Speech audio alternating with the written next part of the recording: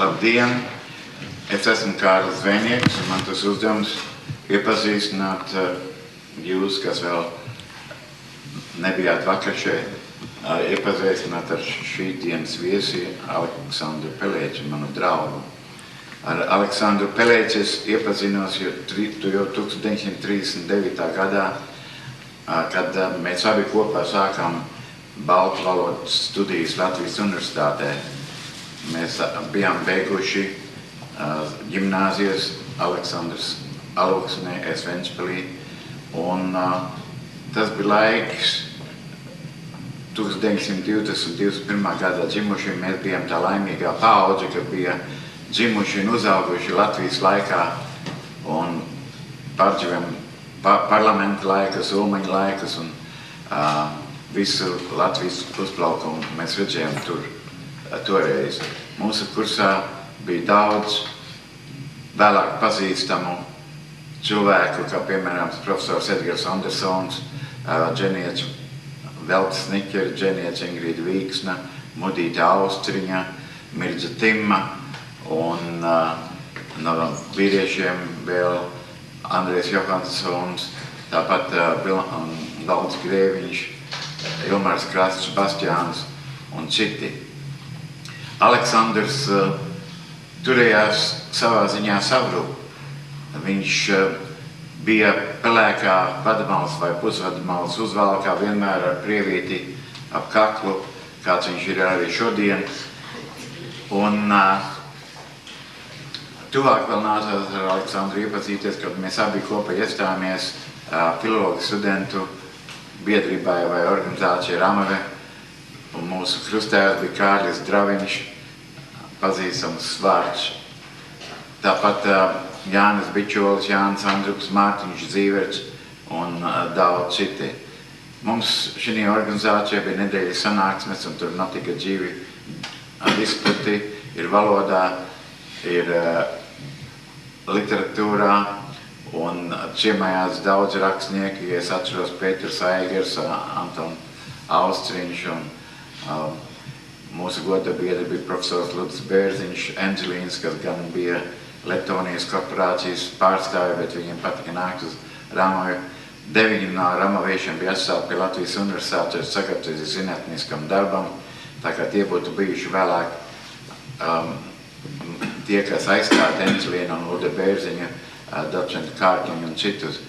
Bet nāca baigais gads, kad Krievi iebruka mūsu zemē un, protams, daudz cerību tika pārtraukt. Es pārvērtēdams šo laiku paliku filoloģijai neusticīgs un aizgāju uz medicīnu. Bet tomēr mēs ramavieši tikamies pareizai, un arī tad, kad Ramave un tāpat citas studentas organizācijas korporācijas bija slēgtas. 1942. gada mani kā medicīnas studenta aizsūtīja uz Rezekni potēt iecietais par tīfu un paratīfu, kas tur bija izplatīti. Un tāpat laikā tur bija arī mans draugs Aleksandrs Pelēķis, un mēs sadraudžamies vēl vairāk. Viņš tam laikā tur gāja skolotāju institūtā. Un mēs staigājam Pančupānu kalniem, mēs braucam ar divritiņiem uz Rāznu, uz Aglonas Dievmātes katedrāli. Un Aleksandrs bija ļoti sajūsmā par Latgali. 1943. gadā iznāca viņa pirmais džeja krājums Aizsapņošanās, un tur bija daudz skaistu džeja tieši sākumā par Latgali. Un arī par aizvestējiem, tas jau bija, protams, vācu laikā, tā kā par baigo gadu varēja runāt, un, piemēram, tāda pērle, kad dēlu saucēja, ko viņi nolasīja vakar, un citi darbi.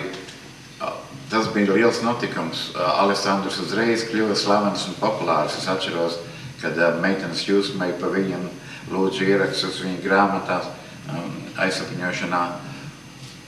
Un es tāpat gadā, 43. gadā, tika iesaukts leģionā.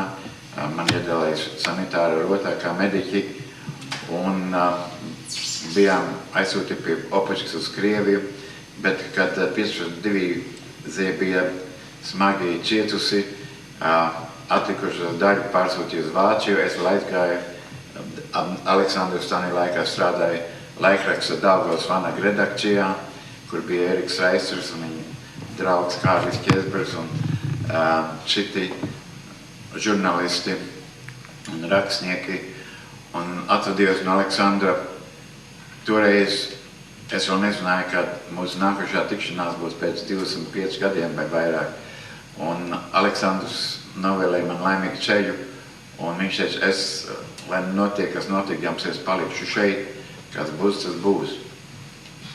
Un vēlāk dabūju zināt, pēc vairākiem gadiem, kas ar Aleksandru notika. 44. gadā, kad visi jau juka un bruka, viņš tika kā populārs džejnieks, ko visi bija iemīļojuši, piedalīties vienā radioraidījumā, kur vācu militārā pārvalde un mūsu pašu pašpārvalde gribēja viņu piedabūt, lai viņš pirmā cilvēkus braukt uz Vāciju.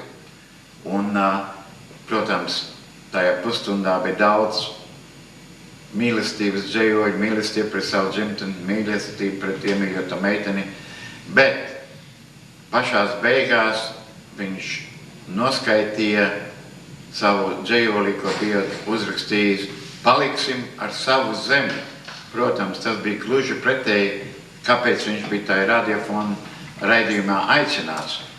Un tā bija sacelšanās, tā bija viena cilvēka dumpis revolūcijā pret to, ka viņam likā, jo Aleksandrs savā raksturā vienmēr ir diezgan spītīgs bijis un sava ceļa gājis un darīja to, ko viņš gribēja, neko viņam lika.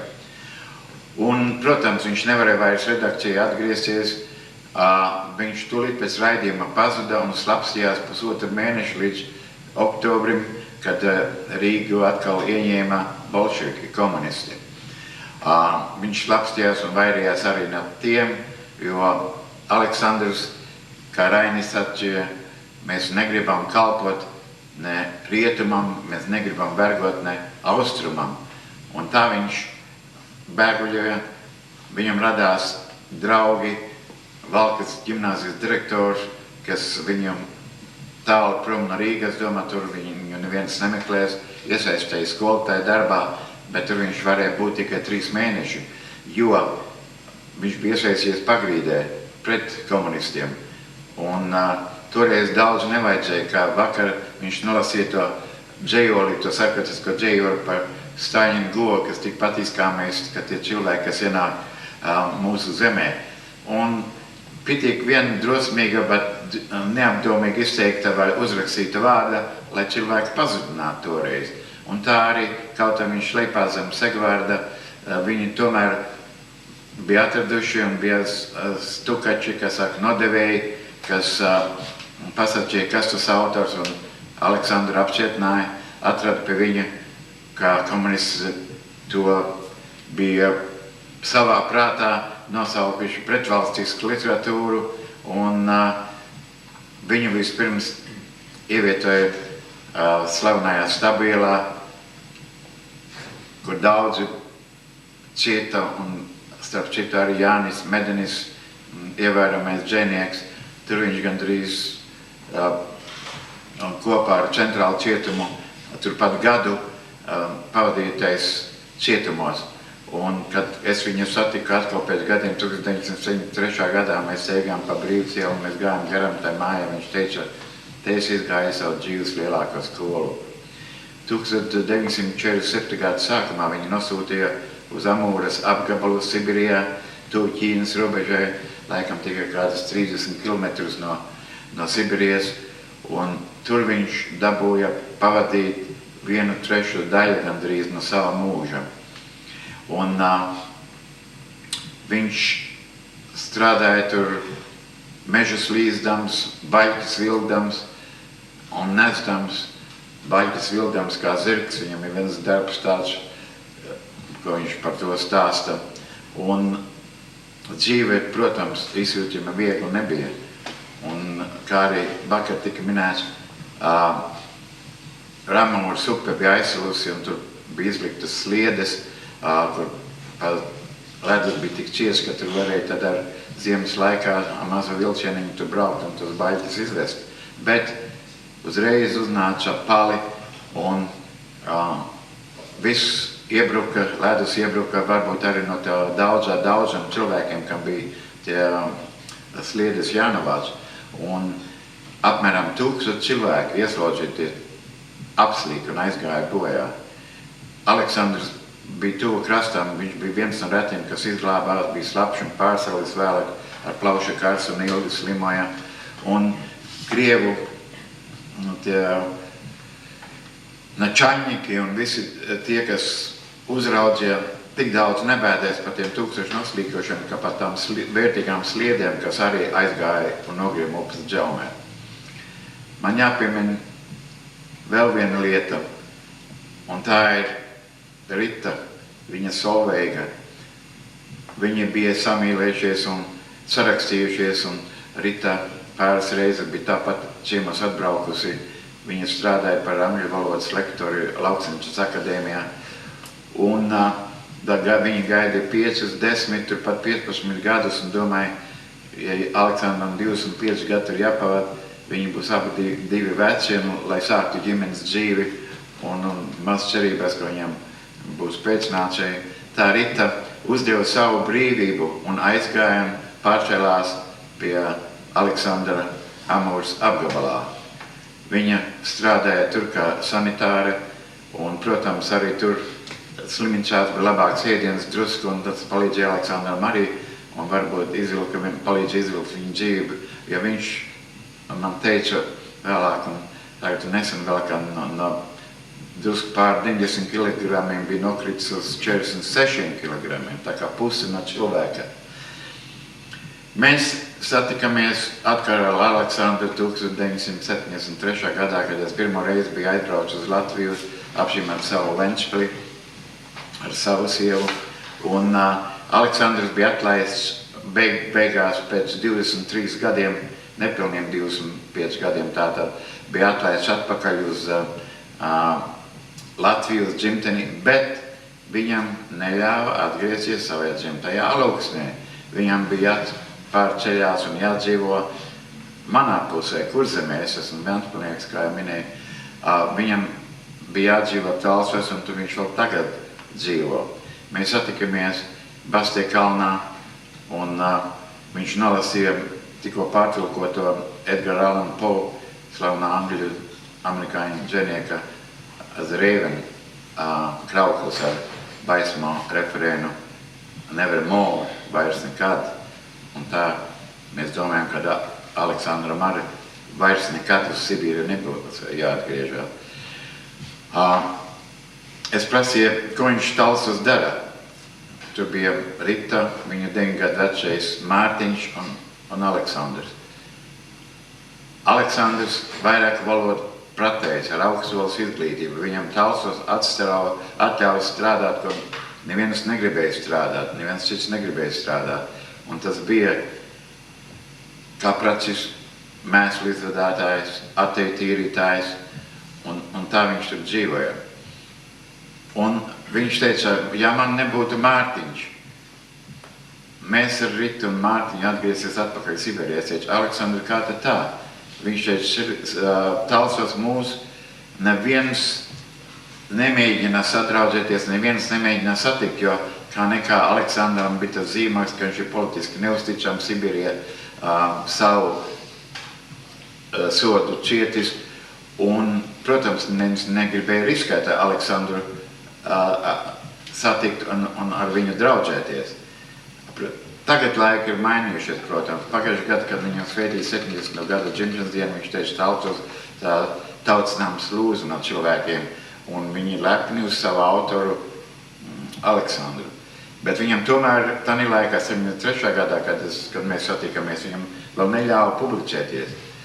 Es viņu satiku atkal 1989. gadā, kad biju Radošo savienību plēnums, un es kā latviešu rakstnieku pārstāvs no ārzemēm, kā toreiz Lēras priekšsēdis, Latviešu rakstnieku apvienības priekšsēdis bija ieaicināts tur piedalīties un plenam uzrunāt un sveicinos nest no tautiešiem un sevišķi rakstniekam ārzemē. Un tagad jau Aleksandrs bija daudz labākā omā, jo viņam bija atļauts atkal publicēties, un rakstnieki, kā Ilgons Bērsmanis, kas pats tālsnieks, un toreizējais Latviešu rakstnieku savienības priekšsēdis Jānis Peters bija iestājies par Aleksandru, un kad nāca nobalsošanā, viņu uzņēma vienbalsīgi atkal rakstnieku savienībā, un tagad viņam iznākušas jau 10 grāmatas. Lapeklē, Taigas teiksma, arī šovakar, kad mēs Rāmava šeit Ameriku iespiedām, Dzintara rasa un Zilsilda Gunda, Spītīgais osis, un visus neatceros un nenosaukšu, bet 10 grāmatas viņam iznākušas. Un viņš ir Latvijā ļoti populārs. Viņš sāka rakstīt arī prozu, un labu prozu.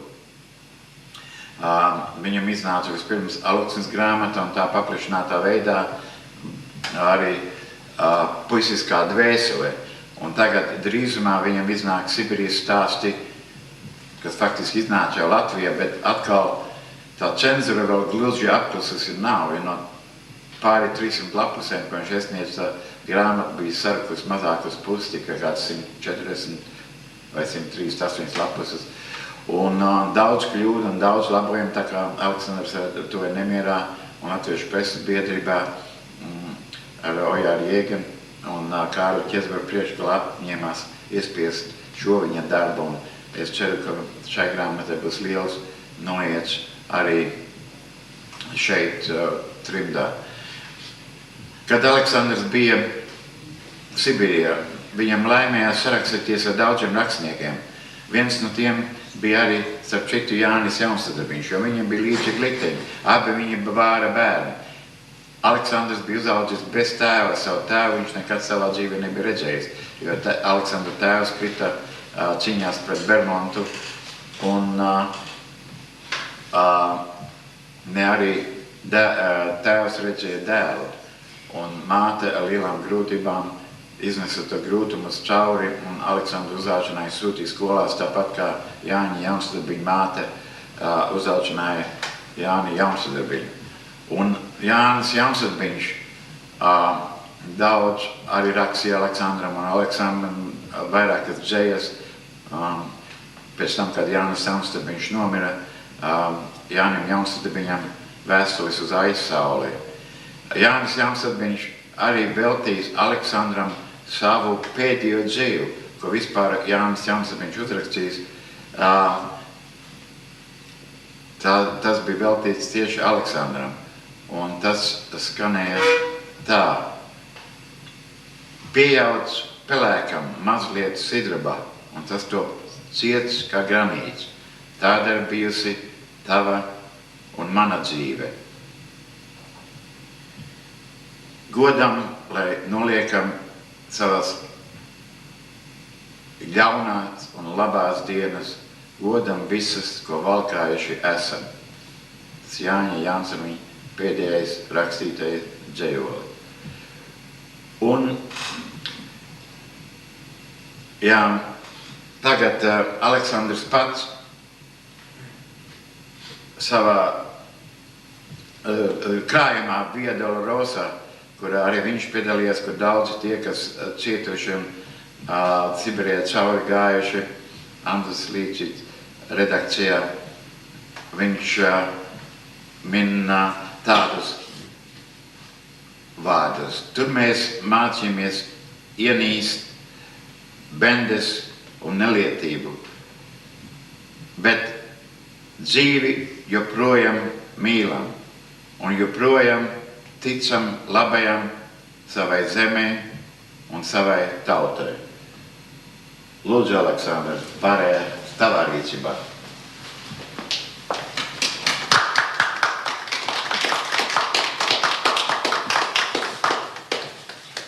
Es biju Jaunsadarbiņa pusē vienā nejaukā.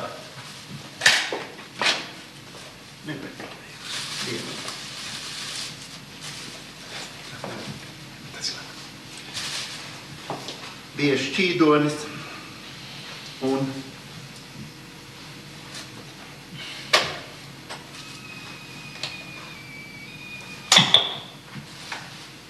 Tur nekad uzņemt. nevajag. Es nokļuvu vecā krogā. Un pie kroga bija arī baznīca. Un pašlaik bija lielā piekdiena. Mēs braucām pa ceļu un skatījāmies, ka viens vecs vīrs dūšīgi soļo uz Grīdzgales pusi. Mana pavadone teica, tas ir Krustpils mācītājs. Un kāpēc viņš tās steidzās? Tāpēc, ka ir jānotur šajā Grīdzgalē, vecajā piemirstajā baznīcā, dievkalpojums. Bet pa šādu laiku daudzi taču nebūs. Atbildēja, šis ir tāds jocīgs mācītājs, viņš, ja arī pāris cilvēku būs, tad tomēr šo savu dievkalpojumu noturēs, ja cilvēki gaidījuši. Un ja nu nebūs neviena, tad viņš arī to dievkalpojumu noturēs. Kaut vai tukšā baznīcā, jo Dievs būs ieradies. Es šo ievadu tāpēc saku, ka es priecājos, ka mana baznīca nav bez dievlūdzēja, ka ir vērts sacīt sprediķi, ka ir saujiņa cilvēku, kas grib paklausīties. Un tāpēc es runāšu tā, it kā zāle būtu tikpat pilna kā vakar. Un iesākšu ar dažiem dzējoļiem no jaunības krājuma, kuru es pa daļai zinu no galvas. Tums dienā aiz urāliem gurda kā strasts, pēc skrējiena strauja pār jūru. Mirkst sidraba gaismā, man dzimtenes krasts, caur svešuma nakti sūru. Šķiet ābeles tālu pie Daugavas dzieru. Es klausos, kā pitezum tajās, un gribas man celties un māju piet, prom tēvzemes ziedošā klajā. Tur atkal man jātiek, kur dainās viss šalts, kur dienas kā pīpenes nodzied. Tam svešuma sūrums var izlikties malts, kas ceļā uz dzimteni dosies. Un Krievijas naktī, kas baisa kā slasts, es pasaku margojam jūtu. Viss sudraba gaismā, man dzimtenes krasts, tam ilgas kā vanavus sūtu. Šī dziesma atnāca pie manis, folklorizējusies Sibirijā. Tur viņu dziedāja Norvīda balsu melodijā. Tauta, protams, bija šo to pārveidojusi, vienkāršojusi, bet zināms gandarījums tomēr ir, ja dziesma atnāk pie dziesminieka atpakaļ. Un tā ir arī mana grēku grāmata. Jo izmeklētājiem uz galda bija jau nolikta šī aizsapņošanās un atšķirta nodaļa Cēri krācot Daugavai, kur Kārlis Cūnīšs Daugavas krastā sazīmējis krustu. Varbūt vēl kādu dzejoli no šīs.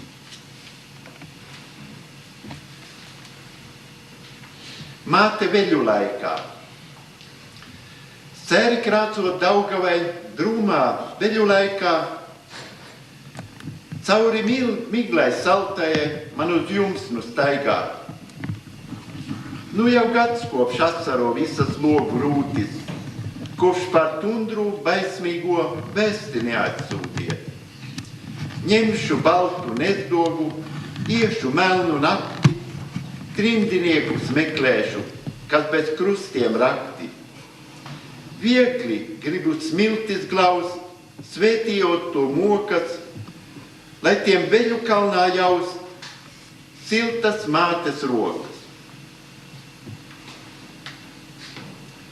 Tu varētu spārnus man aizdot, ledaino Urālu vanagu.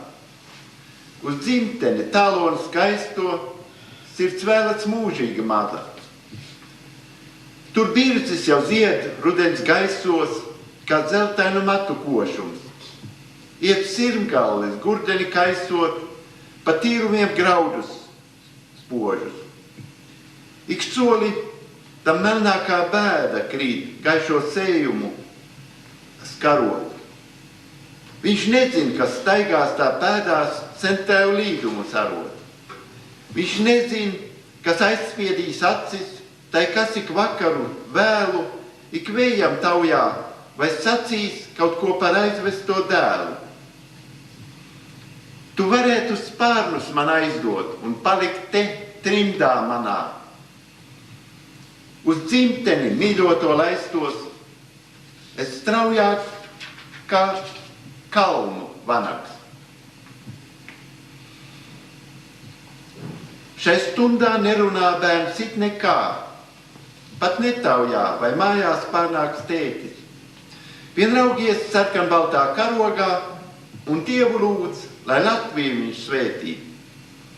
Kā skaistā sapnī visa tauta iet, uz brāļu kapiem galvas nolikt klusi. 100 siržu vienā sakusuša šķiet, par visiem viena doma izaugusi. Par rītdienu 100 sirdis Dievu lūdz, par tiem, kas dzīti sveša zemes staigās. Šai stundā visiem liekas atkal būts, ko pazaudēt bija moku gadā baigā. Recenzenti teica, ka viss jau būtu labi, bet autors šajā nodaļā nav pratis īstās sibiriešu šausmas parādīt. Arī tas rakstītājs, protams, nezināja un nezināja Sibīriju.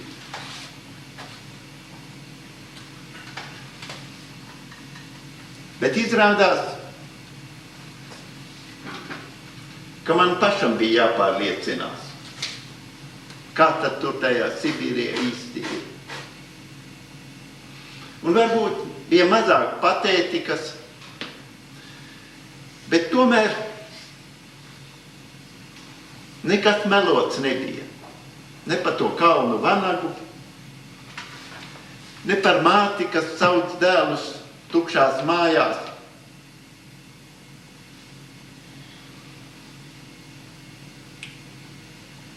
Un kad es biju palicis viens pats Staigas ciemā, 7 gadus dzīvoju, ka mātes māsu atlaida uz Latviju, mātes brāli nosita Lapeglē. Tad man bija arī tāda sajūta, ka es nedrīkstu nolaisties. Es pārstāvu savu zemi. Un es centos nenolaisties. Bet es palasīšu, turpināšu vakardienas tēmu. Drandaļets. Mišam Lančakovam bija vairāk naudas, nekā viņš varēja nodzert. Tolaik 25. kilometrā pat dzirdēts nebija par krāsu televizoru un Japāņu magnetofonu. Bet gribējis taču pacelties pāri ciema iedzimto pelēcībai. Ar skaistu sievu vien nepietika. Un tā ciema partorgs un elektriķis nopirka sev gluži jaunu Moskviču. Atved no Sivākiem uz mazā dzelzceļa tukšās baļķu platformas. Noripināja zemē pa blankām.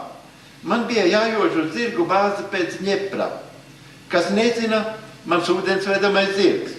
Miša jau no motoriem šo to saprata, bet tālāja ceļā no Maskavas līdz Sivaku stacijai šis tad bija Moskvičam noskrūvēts. Kādu svarīgu detaļu trūka, un kaut bencīns bija ieliets, neko nevarēja ne palaist, ne atlaist. Vienīgi virvē un lai Ņeprs velks uz Mišas barakas pagalmu. Ņeprs nosprauslos un aizvilka arī. Es vēl prasīju, vai rītā man arī Moskvičs būs ar Ņepru pa ciemu jāvadā. Miša mazliet noskaitās un teica, lai es lielu muti nebrūķēju. Kas man, ja jau mašīna pati saņemsies un ripos, mums ar Ņepru jau savu darbu pietiek. Moskvičs tiešām pēc 2 nedēļām ierūcās un vēl pēc nedēļas paripoja arī. Lančakovs bija zvanījis apgabala partijas komiteju, ka partorgam Moskvičs šķiet, bet svarīgas detaļas pa ceļam bezpateiskie paspējuši nozagt. Detaļas atradās, jo partija allaž palīdz savējiem. Pirmoreiz pa 25. kilometra ielām sāka ripot limuzīnas. Mihailam gan vēl tā stūrēšana nevisai gāja, bet iemaņa jau ar laiku rodas. Visvairāk uztraucās zosis un vistas. Pēdējais pat uz baraku jumtiem centās uzlidot.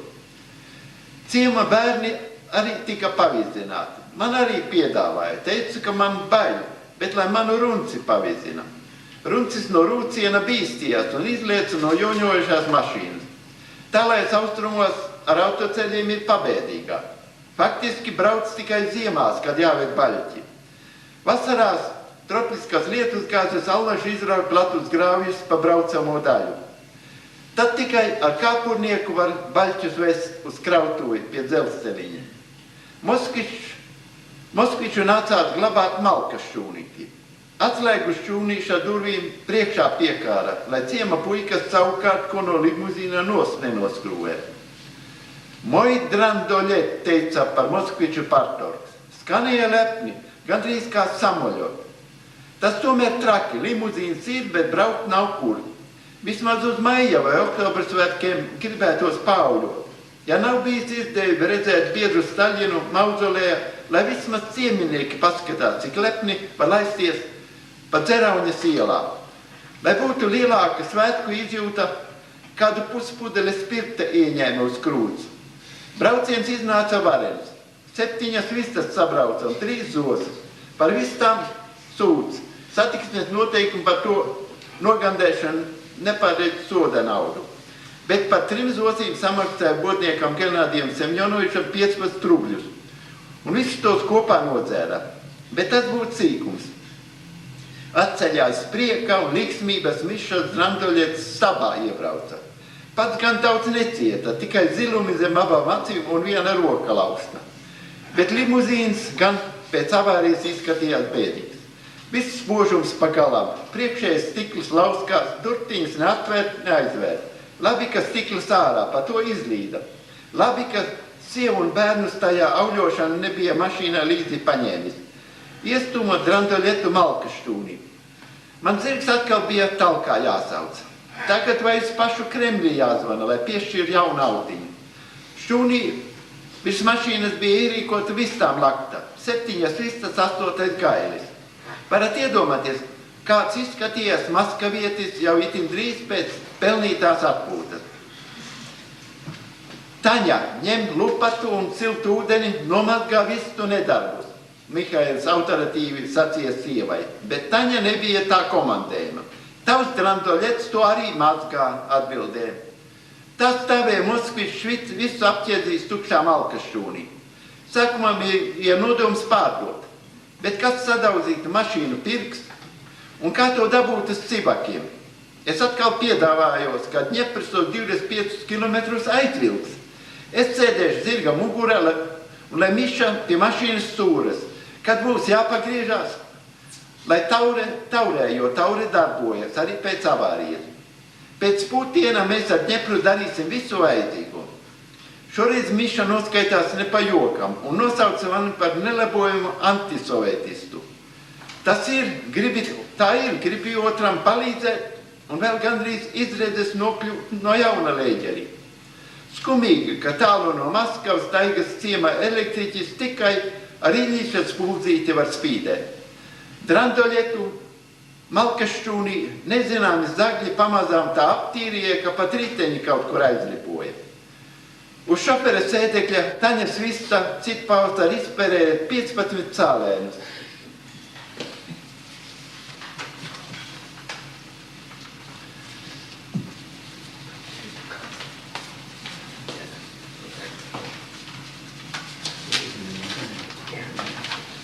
Dzelzceļš.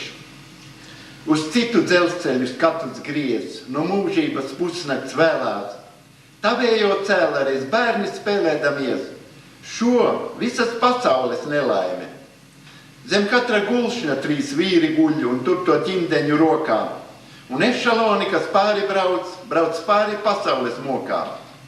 Tur miljoni mātes raudam cirkt un dēlus no aizsaules kliedzam, lai dreb no šausmotā kliedzienā tie, kas viņiem dzīvību liedza.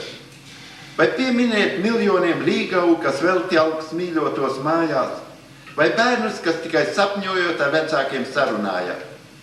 Lāsts mašīnistam, kas sapņodams par sliediem šim sastāvu dzītu, par miljoniem siržu pāri brauc un saka, ka brauc vēl uz rītu. Notikums ar Melāniju.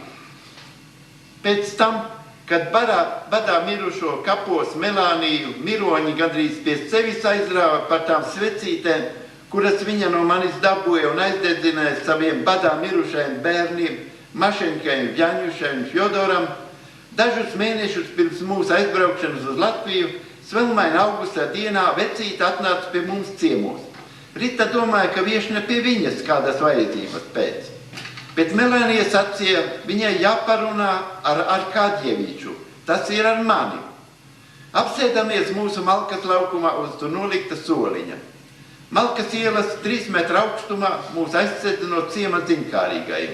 Mūsu kaķis Mincis Princis tupē vārtus staba galā. Kaķim Melāniju uzsauca brīz.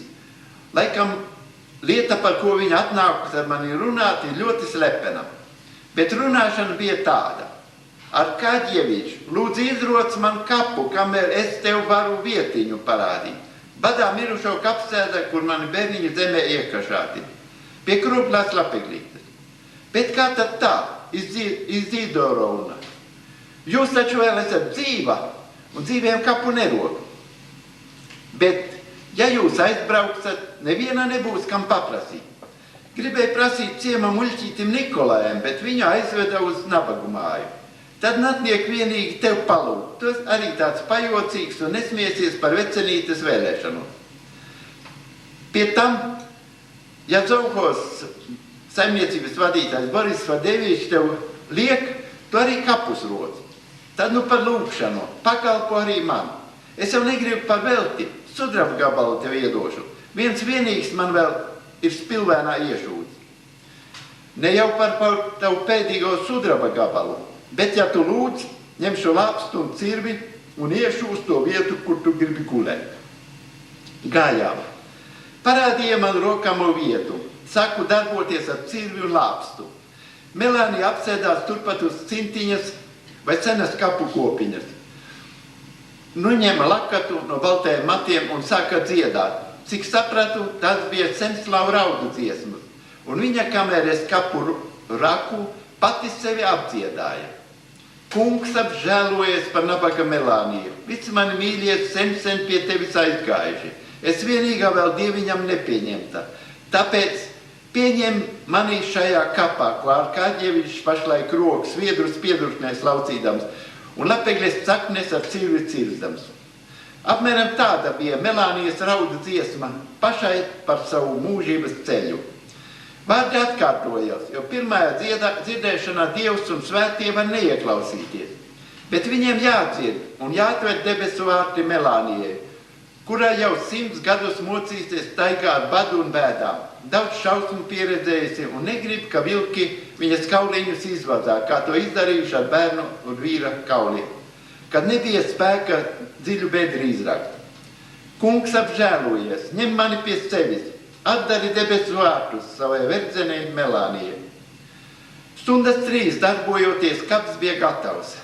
Melānija vēl saplūca vaivarājus un brūkleņu mētras un lika man kapu izpušot, kā to latvieši, kā viņa redzējusi darot. Tagad mana sirds ir mierīga, viņa sacīja, kad devamies atpakaļ uz ciemu.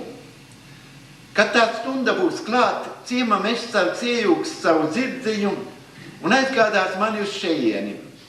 Bet to pēdējo sudraba gabalu es tev tomēr lūdzu pieņem. Ne jau par algu, bet par pieminēšanu, ka tu manas raudu dziesmas klausījies, kamēr kapu raki. Esmu bagāta sieva, man vienīgai badā mirušo kapos būs tik dziļa dobe, ka vilki neatkašās, lapsas netiks klāt. Mēs drīz pēc tam aizbraucām uz Latviju. Uz ziemas pusi man atrakstīja Grigorijs Karevskis, mūsu draugs.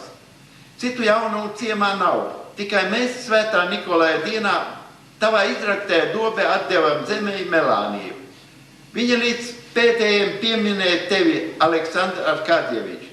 Teicās Dievam izstāstīt, ka tu viņai neatteicis un vēl dzīvai kapu izracis. Tas Melānijas dotais sudraba gabals man saglabājies. Metāla iekalts, ka viņš satur 8,3 gramus tīra sudraba. Dažkārtos es to paņemu rokā un dzirdu, kā Melānija pati sevi apdzied, kamēr es kapu roku, badā mirušo kapsētā.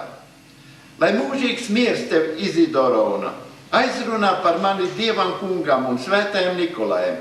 Esmu grēcīgs cilvēks un manu labo darbu nav daudz, bet es izpušoju ukraiņu vecītes kapu ar brūkleņu un vaivariņu mētrām, kā to latvieši pat taigā darīja.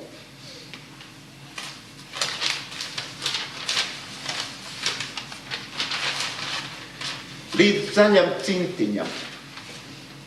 Būs laiks, kad tikai leduspuķes augs, kad balti sniegputeņi griezīsies. Bez dzīves krāsas pļava būs un lauks, līdz zaļam cintiņam, mans draugs, vēl saule atsagriezīsies. Vai gan lai viszinīgi pasmīnam, kad gan lai sastingumā būtu jauks? Nē, nenoticēt saltam asmenim, līdz zaļam cintiņam, mans draugs, būs ziedi smaršīgi vēl jasmīnam. Būs vēlreiz bērzu sulu pils mans trauks, un gulbi atkal šurpu laidīsies, un vecās ābeles par jaunu plauks. Līdz zaļam cintiņam, mans draugs, sirds sniegus kausēt nenobaidīsies. Uz dzērvju deju dzērvis augs, tu lūpas man vēl dzīrēm pasniegsi, lai arī sniegputenī griežas lauks, līdz zaļam cintiņam, mans draugs, mēs mūsu silto zemi sasniegsim. Elles kurinātājs. Andrievs Niedra savā izcītībā Rītprūsē uzrakstīja pasaku, kā malēnietis Elli kurināja. Tā ir zināmā mērā ķecerība. Mācītājiem rakstīja pasaku par Elles kurināšanu. Bet pasaka bija izdevusies un ar lielu smaidu pēdiņās tautas nodevēja bārdā. Kristieši Ellē, kā zināms, ir ļoti karsti. Tur piķa katli vārās un papildus vēl grēciniekus un grēkaļas uz milzu misiņa pannām cepina. Viss pilns vaimanu, cepamie un vāramie brēc un paceļ savu izmisumu pret peklēs griestiem. Bet ir vājas cerības, ka Dievs viņu vaimanas dzirdēs. Līdzīgā situācijā arī mēs nokļuvām Sibīrijā. Tikai tajā Ellē nebija karsti. Viens otrs, kurš savas dzīves dēļ varēja sevi skaitīt par grēcinieku, gandrīz ilgojās pēc Elles vēlmes. Bet viens grēcinieks, sauksim viņu standartvārdā par Jāni Bērziņu, Taišetas trases salā miglā staigāja ar kailu galvu. Pat konvoji negribēja viņu bez Miceļas darbā ņemt. Jo parastam cilvēkam ausis kļūst baltas jau pēc 5 minūtēm. Un tas var nolauzt kā sasalušu blēni. Bet Jānis Bērziņš, lai nebēdājās par viņu pilsoņu priekšnieki, brīvībā viņš bija selles kurinātājs un karstumu sevi sakrājis, ka varētu par basām kājām staigāt pa sniegu. Bet nedrīkst apvainot priekšniecības, labo sirdi, ja čabatas izsniedz, viņš tās tomēr kājās velk. Lieta vēl tāda, ka taigas meža darbos var kājas sadurt uz zariem. Tāpēc Jānis Bērziņš vienīgi bez cepuris gāja darbos. Un vispār galvas cegas viņš principā neatzina. Smējās vienīgi tad, ja Čerčili cilindris karātos lapeglē, to viņš gan izmēģinātu, jo cilindrs vairāk modes kā siltuma dēļ valkājams. Bet Čerčils vēl nenokļuva Sibīrijas staigā, un arī nebija vajadzības galvā šo modes lupatu likt. Kas tu biji, Jāni, brīvībā? Zināma lieta, par to arī manā lietā ierakstīts. Tālbraucēja Tvaikoņa Vaidava kurinātājs. Mūsu kapteinis par savu ceļojumu gan bija pat grāmatu uzrakstījis, bet es tur neesmu pieminēts. Kuģis sēda tīru antracītu, un es biju tik labs kurinātājs, ka mēs paspējam ar manu Tvaiku 3 reizes apjoņot zemneslodi. Nav tādas vietas, kur pasaulē, kur neesmu bijis. Mani mīlējušas havājietes, japānietes, indonēzietes, neģerietes un indietes. Šajās vietās man droši vien aug daudzkrāsaini bērni. Kā tad tu nokļuvi Sibīrijā? Kāpēc nepaliki Honolulu un negulšņā zem palmām Havaju salā? Tīrās muļķības dēļ. 41. gada pavasarī uzsveram SOS un steidzamies palīgā avarējušam kuģim Potjomkins. Kuģis aizgāja pa burbuli, bet visu komandu mēs izglābām. Tā kā Padomju Savienībā nav bezdarba, Potjomkina poļitruks nadzīgi noorganizēja mūsu kuģa nacionalizēšanu. Pasludināja uz Vaidavas padomju varu. Kapteini un komandu Latvijas tā kā nodeva čekistu gādībā. Mums nebija no Rīgas mūsu kuģojums pa Erli jāsāk. Izklīdināja pa dažādiem lēģeriem. Mani ceļavējuši, kā redzi, uz Taišetru aizpūta. Sēdēja Jānis Bērziņš uz celma un sastie mums 40 gradu salā par havajietēm kukurūzas lapu bruncīšos. Sastie tik interesanti, ka pat konvoji klausījās. Kaut arī Vaidavas kurinātājiem bija gandrīz visi 58. panta apakšpunkti. Galvenais viņa noziegums, kad spiegojas 7 imperialistu valstu labā. Un to atzinies? Kā nu neatzīties? Viņa mani pārliecināja, ka paskatoties japānietēm zem bruncīšiem, tās jau ir pierādījums, ka spiegs vien esmu. Un to jau noliekt nekādi nevarēja, ka kuģinīkam tāda ieraša bija. Skaistas meitenes nebrāķēt. Ar šīm karstajām Dienvidjūras salu atmiņām Jānis Bērziņš jau otru sodamību atlauza. Un allaž bez cepures. Vasaras vēlmē gan elles kurinātājiem nepatika. Saules dūrienu var dabūt. Tāpēc vasarās viņš nopina tādu kā Jāņu kroni un staigāja kā līgotais pa taigu. Bet tur jau vasaras nebija garas. Atkal klāt ziema, un tad no saules dūrienu nav jābaidās. Staigājot ar kailu galvu, mati apsarmoja, bet ausis tikai piesarka. Dīvaini bija tas, ka matu un bārdas apsarmojumu Jānim pat barakās siltumā nenokusa. Vecums puikas, kā nekā jau 57 gadus kuģoja pa pasauli un pēdējos 17 pa Sibīriju. 3 gadus laimējies būt kopā ar elles kurinātāju. Esmu saklausījies viņa dēku stāstus visam mūžam. Brīžam pat liekas, ka arī mani daudzkrāsaini bērni, ka esmu japānietis un indonēzietis mīlējusi. Bet man nav tik stipra asiņu kā Jānim, un tāpēc jāstaigā viena rausaini. Viena auss man vēl tagad smelz, jo gribēju izmēģināt un noņēmu cepuri taigā pie Čunas upes uz 5 minūtēm. Kur tu paliki, elles kurinātāji? Īsti nezinu. Mani drīz uz citu lēģeri sūtīja, bet esmu pilnīgi pārliecināts, ka tādam cilvēkam kā viņam pat 70 grādos saules neko nepadarīja. Galvenais jau iekšējais karstums, no Honolulu vai Rio de Janeiras balvai paņemts. Ja to prot saglabāt, tad ne ausis, ne dzīves prieks nenosals. Nav pat Čerčila cienīgas vajadzīgas. Es pa ilgi nerunāju.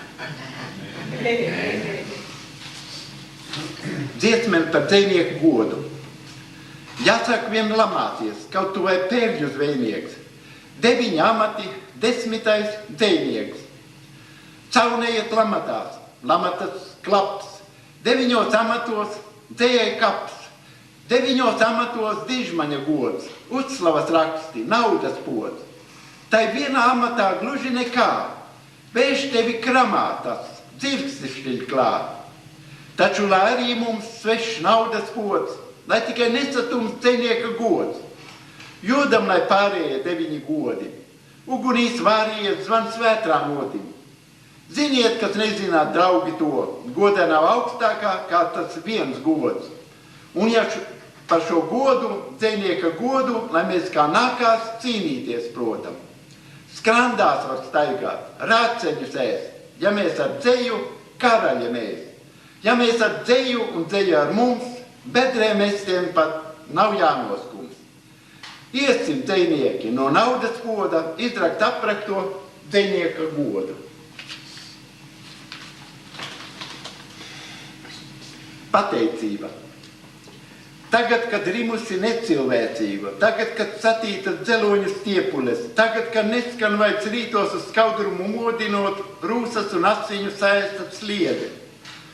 Tagad, kad stobri no sarktorņiem neskatās nāves acīm, tagad, kad orkie vārdi par cilvēku neskan kā ļauna ironija, gribas izsacīt pateicību maniem bijušajiem cietuma sarkiem, Staļina plantatoriem un viņu celtajiem 3-kārtu dzeloņu žogiem, asins suņiem un bargajiem kliedzieniem, stoj, streļāju, stāvi šaušu. Paldies, ka neļāvat pasaulē iziet, kura no aizdomām kļūsi netīra. Paldies par izredzētību, nekliept urrā kopā ar sulaiņiem. Paldies par pelovmaizes riecienu. Paldies par necilvēcību. Ja visa tā nebūtu, varbūt arī es, vienkārši tāpēc, ka katrs cilvēks grib dzīvot, būtu rakstījis nelietību, rakstījis himnas briesmonim. Sirsnīga pateicība, ka nav bijis jāiet vieglākais ceļš. Daļā Jakutiete. Pat noskūptīties viņu nepagūna, kad gājām bīgi gar plašu kviešu drūlu. Un pašu laiku šie kvieši ziedēja. Un sārta saule taigā rietēja. Bija vasara un ļoti maiga krēsla. Kad gribas sēsties mākonīgā krēslā un divi tev zvaigzne aizceļot. Bet kas uz mākoņa gan nokļūt prot?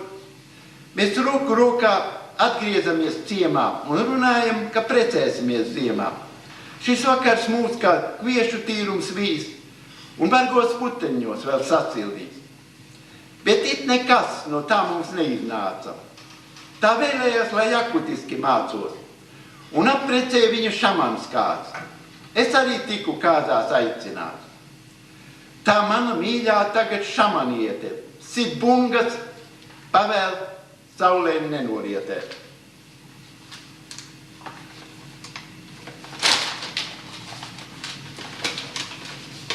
Kroņa kāposti. Suni, kam atkrituma kasti tu aposti, kaulu te droši 100 gadu jau nav. Varēs bez gaļas, kroņa kāposti, priekšniekam vēders vai lielāks aug. Mēs, kad strebjam šos kroņa kāpostus, pavalgam piekožam treknus vārdus. Priekšnieks sauc bieži par seskiem mūs, atnācis taigā pēc kāpostu smārda. Tarti šo smārdu ļauž, negraužot miroņus, nāvi mums gazmas kā pakaļ nāk. Dievu debesīs kāpostis macē nost, kroņa kāpostu žļurga burvīgā. Komisija. Gaidām mēs Maskavas komisiju. Cars pat sūtīšot ģenerāli un vēl piedevām pulkvežu strīdu. Taisnību gūšot tad mūsu brālis. Droši vien laidīšot brīvībā daudzus. Amnestiju mūs došot. Cars par bērniem mūs visus saucot, gan jau viņš apžēlošot. Atbrauc Maskavas komisija, caras sūtītais ģenerālis, pulkvežu vietā gan pulkvedes stries, atplēstām mutēm stāv mūsu brālis. Neatlaiž brīvībā it nevienu, prasa vēsot mums utis kreklā. Jocīgie, nezina tie vēl šo dienu, utis ir gan, bet sen jau nav krekla.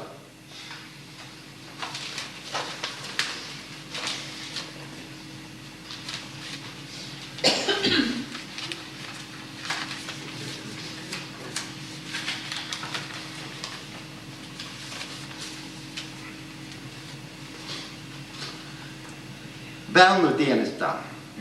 Kad bija jauns, domāju, ka mani par puisi līgt neapmaksātos. Lai arī bagātu māju saimniece par kalpošanu ārpus lones baltu kreklu uzdotu, jeb kad vecīgais saimnieks neredz kaut ko vairāk atļautu. Es nevaru ciest, ka mani dīda, kā Dievs svēto Pēteri debesīs. Pēter, uzkar mēnesi, un kāpēc atkal spīdekļi ar atžgārno pusēs pie debesu elles piekabinājis? Kala vastes zvaigznei, es asti norāvis, vai nu derīgu pamācību trūkst. Un vēl, ja tāds izsaka Daides saimnieces, tāpēc labāk nelīt par kalpu. Ja ko dod, lai dod tāpat, kad tu zem ziedošas ābeles diendus guli, un neviens cits nav tūma. Kāda jēga citiem kalpot, ja pats sevi nevar apkalpot? Mātes brālis Otte, kuram mēs visi kalpojam, mātes māsa Anete un Albīne, Šagis un Lutiks un pat pusvērsis Ješka, kad es viņam savu dzīves uzskatu klāstīju teica, nu tad tev Ali jāiet suņus sist, ja nevienam negribi pa prātam darīt. Tad tev būs jāklīst pa pagastu, kā dumājam Jānim, no talkas uz talku, no galda uz galdu, no pažobeles uz pažobeli. Labu jau neko neēst, ne dzert nedod. Pasaulē nekam neko par velti nedod. Tā Otte, bet es toreiz savā iedomībā domāju, ka man nebūtu nevienā bagātās mājās par kalpu jālīt. Bet muļķis domā, velns rīkojās. Bija tomēr gandrīz par mērkaķi kļuvis, skaistai un bagātai kundzei. Šī jau citu darbu nebija, lika man zirgābolus lasīt Rīgas jūrmalā. Kaut arī kundze pati to zirbuļu barību uz liešķeres saslaucīja, man bija tikai spainī jāieber, sajūta nebija lāga. Cik tālu tā Alēsi nogājis. Otte negribēja ķikšu kūtī mēslus raust, un nu staigā princesei līdzi un rūpē zemeņi dobē zirga sūdas. Kā zelta ķēdītē pieķēdētais tai Rozentāla gleznā. Kādu laiku jau lasīja, bet tad princesi gribēja, lai es viņas dēļ no 7. stāva uz ecešam lecu. Mīlestību pierādu. Tun es nebija mieru. Tad izrādās, tu mani nemīli, teica Daļā. Un tā kā viņa bija arī ragana, pasauca velnu un teica, Sīmani, šis te muļķa mērkaķis negrib manis dēļ uz ecešam lekt. Paņem tu viņu savos apartamentos un padīdi. Sacīts darīts, vēl jau raganām klausa. Tā es nokļuvu Sibirijā un iznāca dienēt pie vairākiem nelabajiem. Kāpēc pie vairākiem? Tā labja majors Taresuks piekusam mani dīdīts, viņš mani sūtīja etapā pie majora Barinova. Abi viņi bija klibi, un klibi vēl nekā zināms ir niknāk kā neklibi. Kā nelabie klibi kļūši, 41. gadā, kad bija jāmūk no Latvijas, ar svinas kroti pa zirgu un āžu kājām bija trāpījuši. Tāpēc arī uzzinājuši, ka nāk no Latvijas, turēja man aizdomās, ka esmu pie viņu klibumu vainīgi. Lika man baļķus nest par zirgu uz viegļu, ko vien varētu izmēģināt. Beigās tomēr aizelsās, nospļāvas un šņāta. Izjātā rīklē, tādus ceļus vajag ar sūdaino koku nosist un ar dubļiem samaisīt. Loti jau tērēt neatmaksājas, cilpa pašam sev jātaupa. To koku laikam nevarēs sameklēt. Tālāk velni mani sūtīja etapos viens pie otra, pavacījumi, ka man īpaši nelabi darbi jādod. Princese no Rīgas uzzinājusi, kur viņas mērkaķis dienē, vēl papildus pamācības velniem sūtīja. Viņa arī bija ieinteresēta, lai mani pārmāca. Nepaklausīgi, mērkaķi nekam neder. Man jau sajūtas, pie cik nelabiem tiku dīdīs 23 gadu laikā. It kā man vajadzētu būt noslīkušam melnā pūķa upē. It kā argas stepes muklē būtu manai spītībai taisnīgi piemērots. It kā taišietas trases zem kāda gulšana būtu īstā vieta. Bet nezāle neiznīkst. Atgriezos Rīgā un vēl nepalika savā ceļrēs. Tā kā dzelta ķēdīties gals, kurš gan izrādījies misciņā, man vēl grauza kaklu, aizgāju uz māju, no kuras 7. stāvā man bija pavērēts lekt uz ecešanu. Labdien, majestāte! Kalpojas trejdeviņiem vēlniem es atgriezies, paskatīties, vai tu vēl tikpat skaista? Neskaties, pagaidi, kamēr nolaižu melno plīvuru. Vai tas tik kļuvis prātīgāks? Ecešas ar sarūšēšanām tapām bēdī zem mana loga. Leksi? Ar melno plīvuru neko nevarēja redzēt, bet majestātes roka ar simām spalvām apaugusi. Teicu pirms gāju, nelekšu esmu brīvs un neatkarīgs dumiķis. Un no lielākas muļķības man ir atpestījis Sibirija. Nu tad ej suņus sisties, neesi kļuvis prātīgāks. Tu nekam nederīgais kalps. Kur es šo teicienu jau biju dzirdējis? Ak jā, tā taču sacīja mātes brālis Otte Ķikšu purva mama.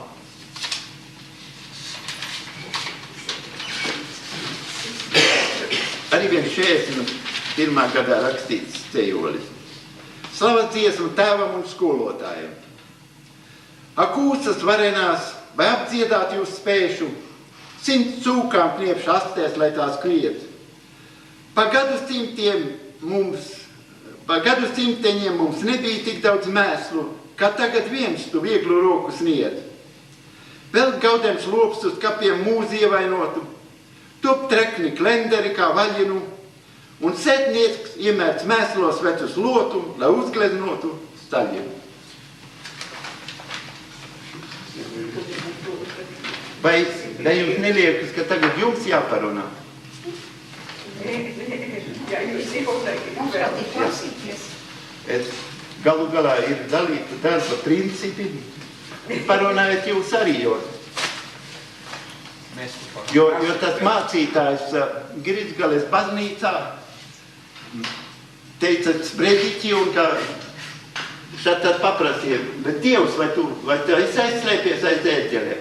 Un kā Dievs teicā, tad viņš turpināja sprediķi. Bet, kad Dievam apnika saltu tajā caurējā izdauzītiem logiem baznīcā, tad mācītais teica, nu tad āmen. Es slēdzu baznīcu ciet un drienu atpakaļ uz Krustpili, jo ceļš ir tāls. 50 kilometri pa šļamu. Es domāju, ka pietiek. Parunājiet jūs. Ja jūs kaut ko gribat zināt, tad es, piemēram, dažas korekcijas kāda zvejnieka teiktajam. Jocīgi bija tas, nebija jocīgi, kā Rita atbraukusi no Sibirijas uz Latviju,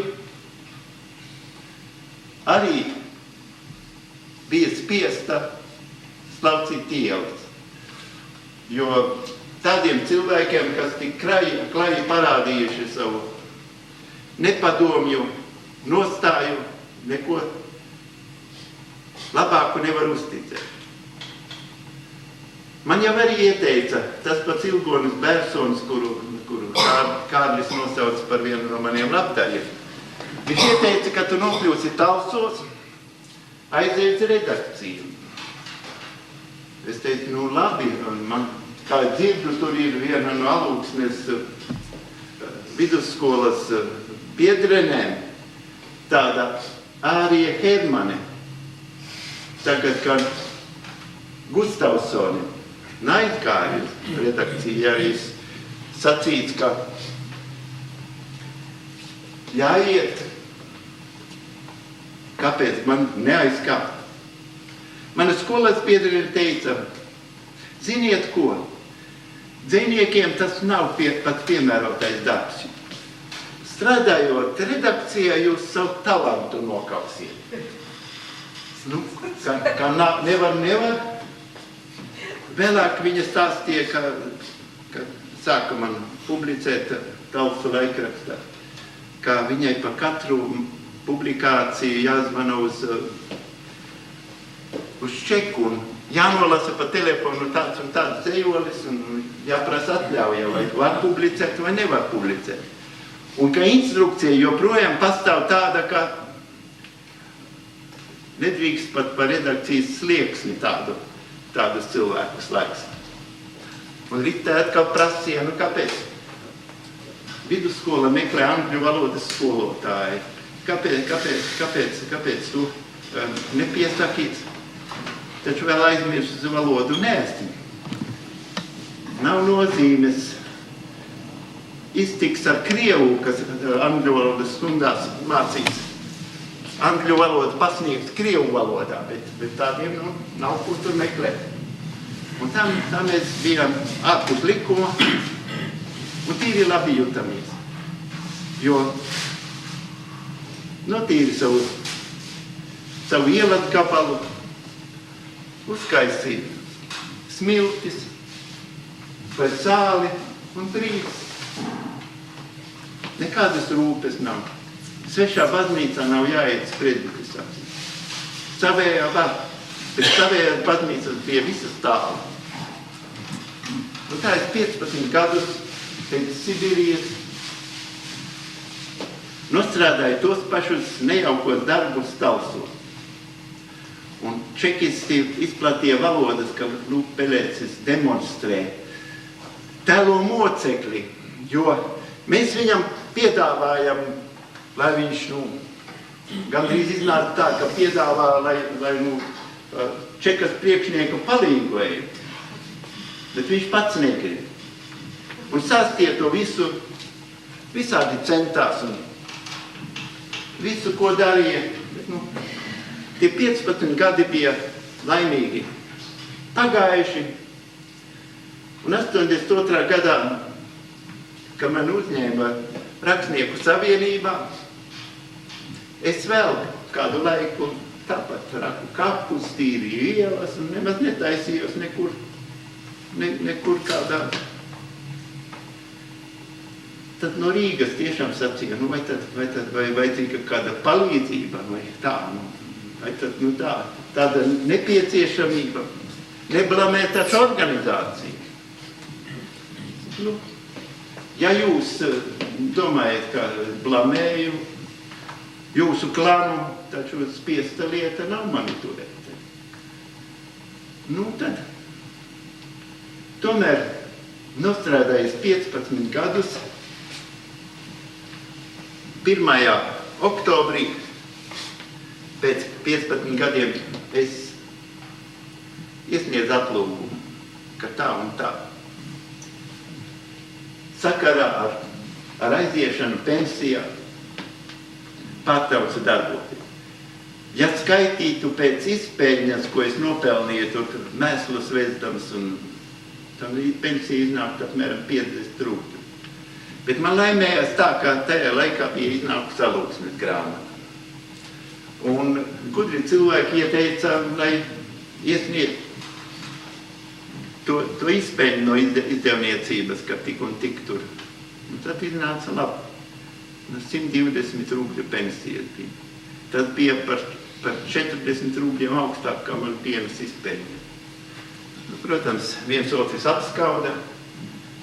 Viens otrs domāja, ka ja man ir šur tur drukāta, es esmu miljonārs. Tāpat kā kādi visi pa miljonāru skaiti. Un tādā veidā. Jā. Bet viņš jau arī rīkojas kā miljonārs. Draugam jāizsmāk. Jā. Bet ko jūs vēl gribētu dzirdēt? Vai Jā. kā tur ir tagad, tu stāstīji un Reņēkungs atteicis par to, kad gribi izdot to grāmatu par Sibiriju, kur būs. Vai tad tā tagad ir, kad nevar arī kaut kā drukātavu sarunāt un nodrukāt tā, kā šeit ir, bet es saprotu, ka jādod vēl kādam skatīt cauri, kas izmet ārā, kas viņiem nepatīk. Normālos apstākļos grāmatas izdodot vajadzētu tikai korektori. Bet mums ir vēl vecie paradumi. Grāmatai norīko redaktori. Un redaktori ir Staļera skolas audzēkņi un zina, ko var un ko nevar. Un tā viņa man to melno vēju tā sakropļoja, ka man kauns, un es nekur neatzīstu, ka tas ir mans rakstīts. Es pats uzrakstīju neatkarīgā cīņā recenziju par it kā savu grāmatu un izstāstīju šo vēsturi. Nu, tad par laimi mans darba biedris Kārlis Ķezbers ir, ar kuru mēs strādājam Rīgā redakcijā. Un es izstāstīju viņam savas bēdas. Un Ķezbers un vēl viens otrs teica, nu labi, mēģināsim izdot. Te. Nu tā grāmata laikam iznāks. Tur nebūs tā izniegts ārā. Protams, ne jau viss, jo ir uzrakstīts apmēram 250 stāsti par šo temātu, bet 71 stāsts tur būs, un Sibīrijas kaķa piezīmes, un vēstules, kuras man rakstīja Jauns Sudrabiņš un Zenta Mauriņa. Nu tā, paskatieties, kā iznāk grāmata. Es gribēju piezīmēt, Aleksandr, ja tu būtu gudrs bijis, tu jau 1946. gada, kad tevi apcietināja, būtu kļuvis miljonārs, jo Aleksandram piedāvāts 100 rubļu dienā. Iedomājies, 100 rubļu dienā, 360 dienas. Ja tik viņš paliek pa stukaču. Nu, daudziem viss tur nekā nebūs jādara, tikai pasakiet, ko jūs draugi runā, un jums būs viegla dzīve, bet Aleksandrs bija nelokams. Un tā viņš arī palika, un tāpēc viņam uz Sibīri bija jāiet. Tur mazliet savādāk bija. Pēc apmēram 6 dienām, kā Čekas pagrabos, man izsauca izmeklētājs kapteinis Severinos, viņi visi strādā ar pseidonīmiem. Un viņš teica, man jūsu žēl. Latvijas? Un viņš sāka latviski runāt, un tātad krievs, īstenībā sakot, viņš piedrēs. Viņš teica, man jūsu žēl, mēs dosim jums iespēju atgriezties dzīvē. Jā, ir tāda iespēja. Nomatkāsim jūs pirtī, noskūsim bārdu, uzģērsim uzvalku, iedosim apvidus mašīnu, jums būs jābrauc uz valku, uz vidusskolu. Un tur jūs organizēsiet nacionālo pagrīdi.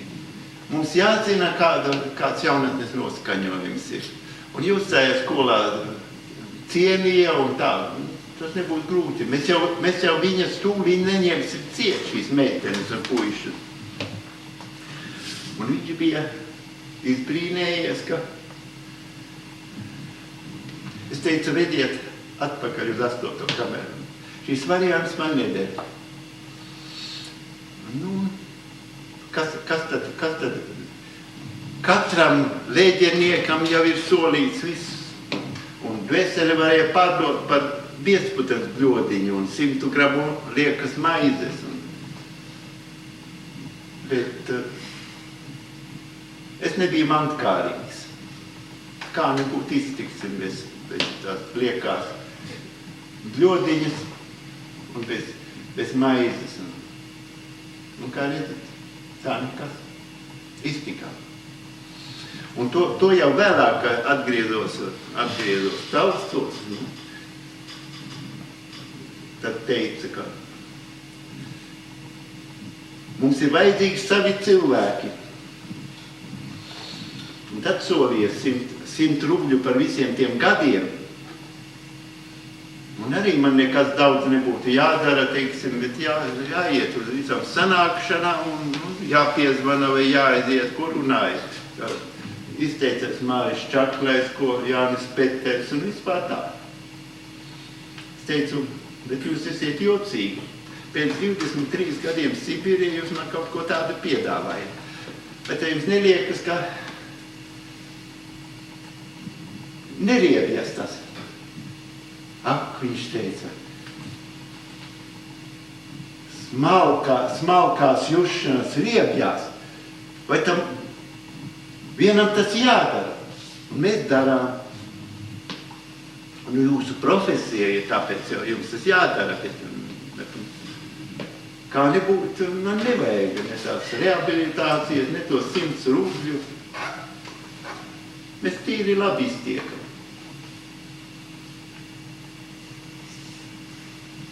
Tad tādā veidā.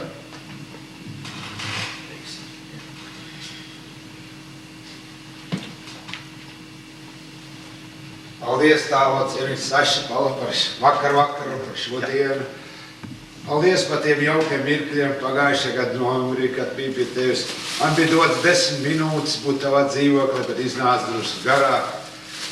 Žēl gan, ka tu nenāc uz jaunāku apsētu līdz, kur iesvētiem leģionāru piemieku. Tev bija iemesls, jo bija niknas, kad uz leģionāru kauliem glabāti Krievu, jo es saprotu tev, tā kamdēļ tu nenāci tur līdzi.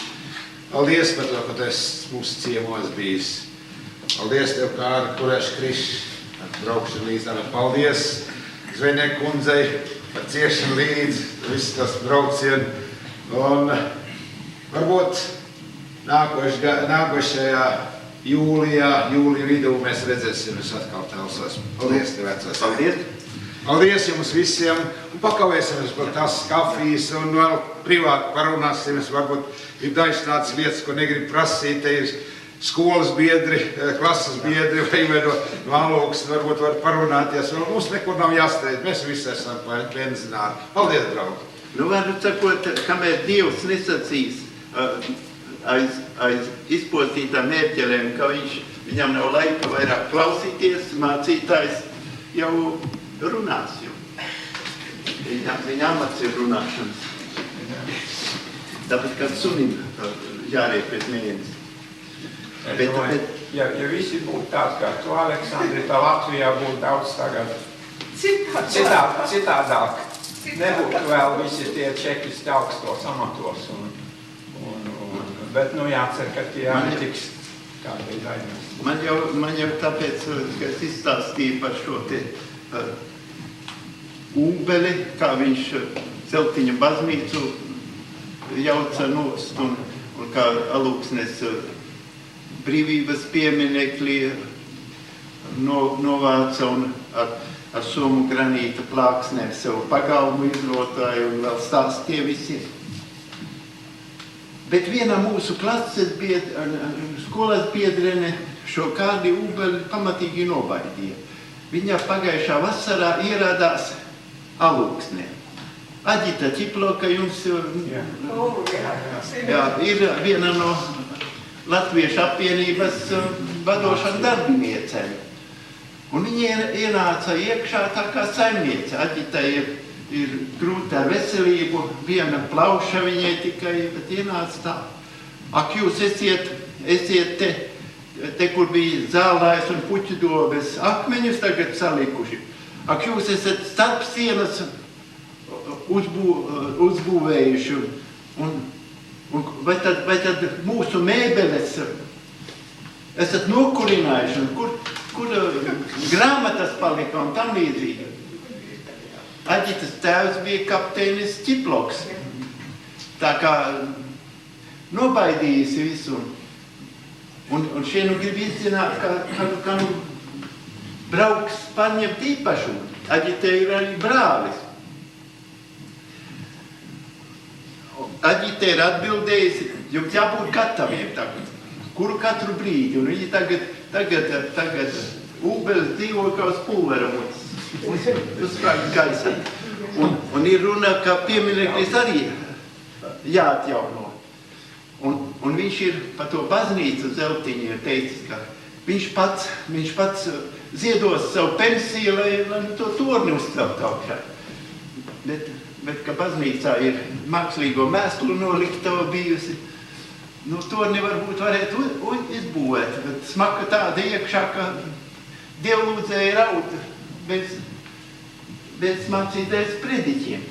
Un kur tad to sasist to zvanu ņemt? Alūksnes mācītājs bija izglābis Zeltiņa baznīcas altārgleznu. Aizvedis uz Alūksnes baznīcu. Un tur viņš tagad ir. Pārdevuši pa 10 rubļiem vecajā naudā, saka, lai tikai ir prom. Tā kā interesanta dzīve.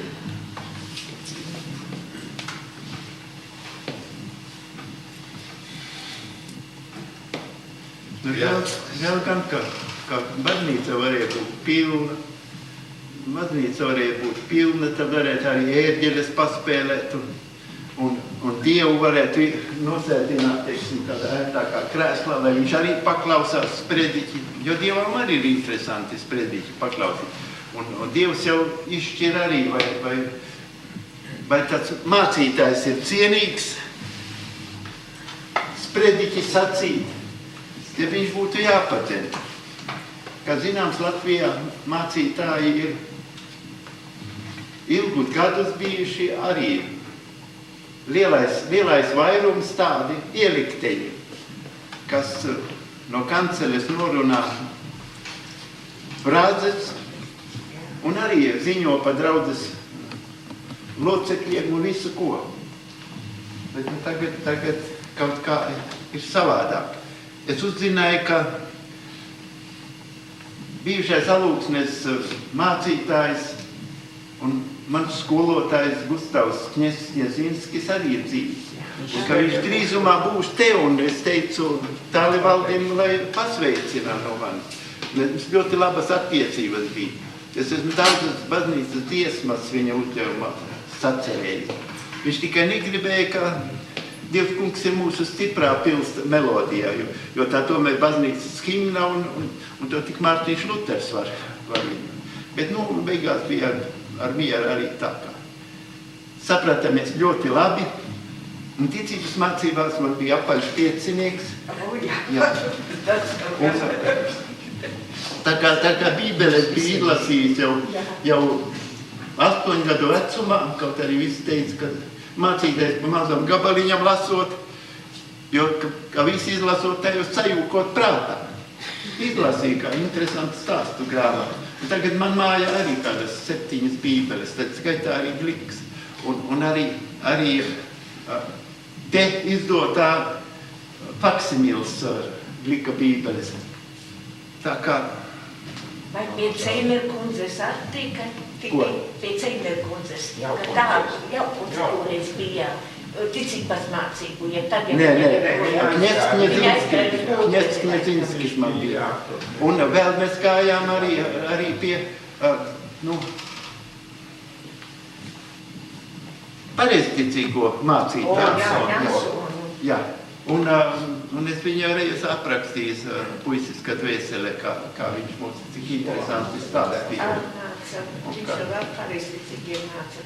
Un kā viņš Annas patērētāju biedrībai, ka bija jubilē savā zeltainā rasā kāpa katedrē un teica skaidrā malerīšu valodā. Es jausim nasu sveicinus no Annes Lajaskolā.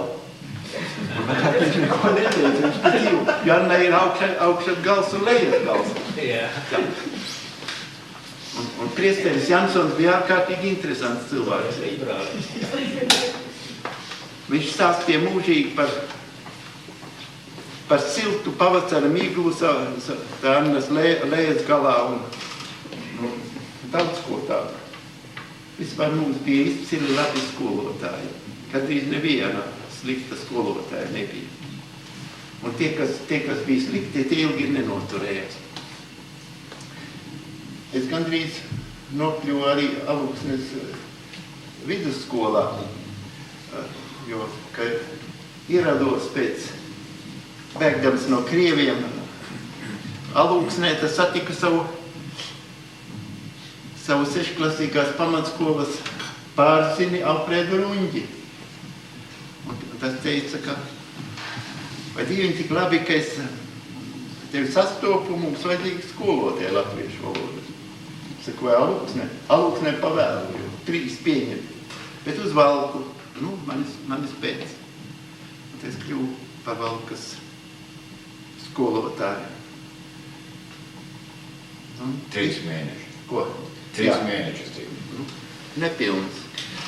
Bet, iztikt varēja, jo tajā laikā skolai vēl nebija nodrukātas programmas. Un vispār tā bija gandrīz meiteņu skola, jo puiši tikai sākās no kādas 8. klases. Visi bija izkauti vai pa mežiem pamukuši. Tā kā interesants mūžs man ir bijis. Un tagad vēl interesantāks. Varu braukāt. Mani vadā pa visu Ameriku. 20 dienas Kanādā bijis, kur mani arī lutināja. Esmu braucis jau ar 3 mašīnām. Ar Fordu, Buiku un Chevroletu.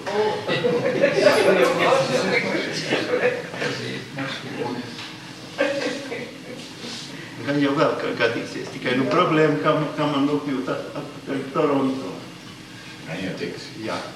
Kā tas ir šovakar? Jo pēc Sietlas dziesmu svētkiem tad būs jātaisās atpakaļ uz Kanādu un tur vēl 10 dienas atpūsties no Amerikas un tad tā kā nav jau viegli jums arī.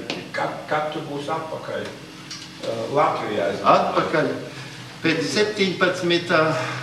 vai 18. jūlija, kā tas lidos.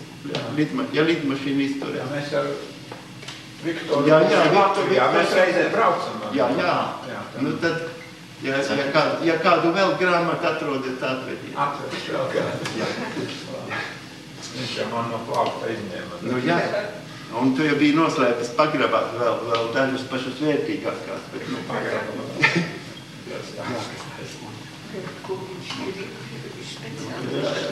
Kas viņam nav, viņš tās grib visas. Man jau tagad uzdāvināja 4 maisus un 3 kastes ir pilnas, tagad aizbraukšu mājās un taisīsim 4. Tev laimīgi gadījies, ka tieši tas transports uzsaukt konteiners. Viņš ir nelaimīgs cilvēks, jo tās kastes smagas. Un viņš bankrotēs, jo taču viesim jau viņš pašapzinījumiem neatļauj maksāt par kastu. Viņš cer, ka varbūt šim tāpat. Daugās vanām piemetīs. Jā, tas diezgan izdevīgs. Bet te ir arī tāda, kā kurš cilvēks. Viena kundze vakar man piešķīra vienu Andersona vēstures grāmatu. Un šodien neatlaidīgi zvana, ka viņa vajag tomēr to grāmatu atpakaļ. Tad vajag. Es esmu lielceļu laupītājs, bet tomēr ar kaupēnu tradīcijām, jo tas nevienu sliktu cilvēku, labu cilvēku neaplaupīt. Nav jau viegli, piemēram, arī Viktoru. Viņš, piemēram, manis dēļ atsacījās no savas līgavas. Paturēja sievu, bet līgavu atdeva man. Runāja pa Janševska romānu. Janševska nebija Viktora Līgava. Tā tas ir. Bet zaudējuši tie, kas šodien neatnāca. Es to pateikšu tiem. Patsaki, kā tā. Zolīti tas nav. Arī, teiksim, ja mācītājs saka to ievadas prediķi iepriekšējā dienā, ka nākamā svētdienā arī atnāks kāds un baznīca. Bet te saka, pārmet krustu un saka, pietiek. Mēs izpētījām. Divreiz dzejnieks negrib krustu. Jā. Bet tu esi savādāk krustu kā citi. Tā kā man būtu viena alga, ka nebūtu neviena, tā arī varētu. Mans mācītājs teica savā laikā, ka 3. Ja 3 ir, tad viņš to notur dievkalpojumu. Un viņš brauca no Jāgavas parasti savu Lielvicavas baznīcu. Un tāds slikts laiks un atbraucis ir, varētu nenoturēt. Tad atnākuši 3 nabaga mājas vecinītes, viņš saka, jānotur. Es ceru, ka viņš nesaīsināja tos priekšus. Nezinu. Puikas gados es biju vadāts pa kapusvēkiem un arī pa baznīcu un iemācījies atdarināt arhibīskapu Grīnbergu un tās. Un klausītāji man nebija, bet man bija govis. Kanceles arī nebija, uzrāpos egle un paplēš savu paltraku un tas kungs, lai ir ar jums. Un atbild arī pats notiek. Un ar tavu garu. Un tam līdzīgi. Bet govis klausies uzmanīgi. Jā. Suns dziedāja līdzi. Jā. Nē, suns nedziedāja, jo suns bija ķeceris. Viņš aizmūra krūmos un gaudot. Jā, aiz bēdām. Par manu dvēseli. Tā kā. Bijis baznīcā, atnākuši tikai 3 tantiņas, vai ne? Un mācais tomēr noturēs to dievkalpojumu. Un tad viena piegājas klāt, un tomēr viņa teica, tā bija par garu, daudz par garu.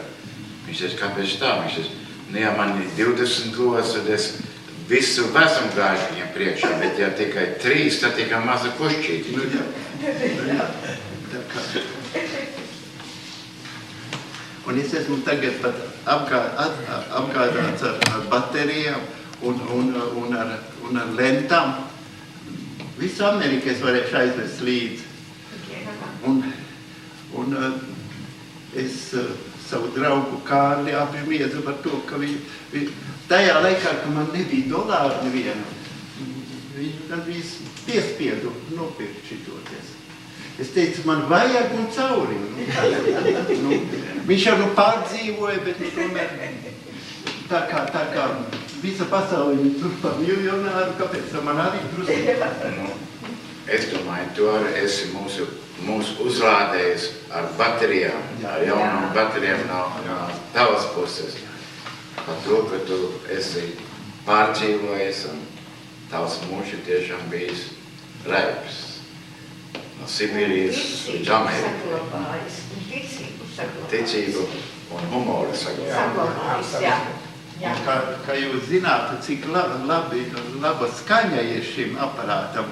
Atgriezušies mājā, mēs pie galda noklausījāmies visu no sākuma līdz beigām. Ko tu vakar stāstīji? Jā, tā kā.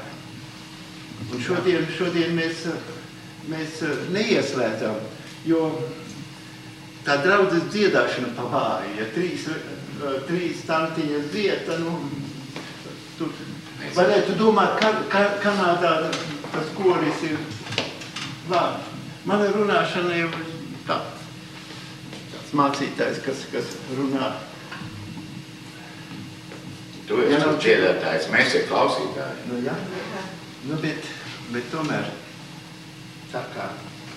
Es ceru, ka jūs daudz maz kaut ko guvāt. Tā. Guvām un vēlreiz paldies. Paldies, Saša. Nu, redz, iesim ieteikt, kā